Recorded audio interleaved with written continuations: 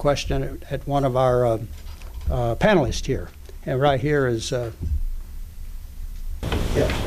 Yeah, I'm Ed Fulginiti with 60 Plus. I have a question for Nancy.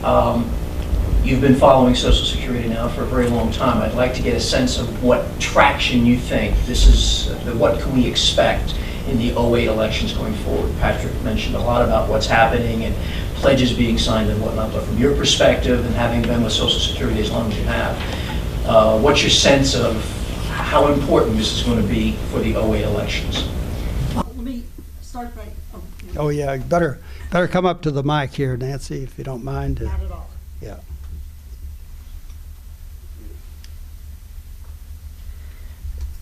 I think there's a lot of anxiety about Social Security, and part of my message is to reassure people that there's been a lot of misinformation about it. But because of the confusion about it, politicians have stayed away from it. They feel that the only alternatives are either to cut benefits or raise taxes.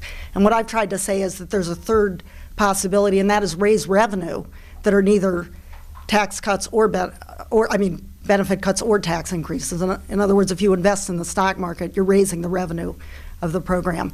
The one issue that may come into play, I kind of hope it comes into play, is that the estate tax, and I want to actually make one point about the death tax, because I always smile when people call it the death tax. What it really is a wealth tax that is paid at most at one time after death.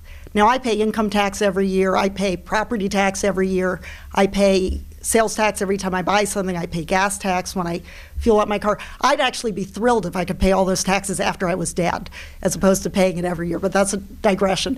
The estate tax, because of concern about the way it looked in the budget, it keeps dropping till 2009, disappears 2010, then in 2011 springs back at the rates it was before 2002.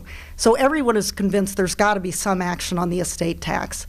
That is one issue that I think will come up, and if my proposal gains any traction, which is to not let it continue to drop, but not let it disappear, but instead dedicate it to this program that all of us see is a vitally important program, that may come into play before 2008.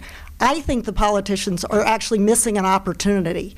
It's true that people that challenge Social Security, it's called the third rail, and I think that's because it's people understand how vitally important the program is and how structurally sound it is. So they don't like people saying, well, we're gonna tinker with it and we're gonna change it.